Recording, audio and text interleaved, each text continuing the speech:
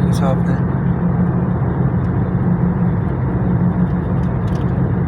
तेरे इस्माइल खान को इस्लामाबाद में गए ਮੋਟਰ ਵਿੱਚ ਸੀ ਪੈਕ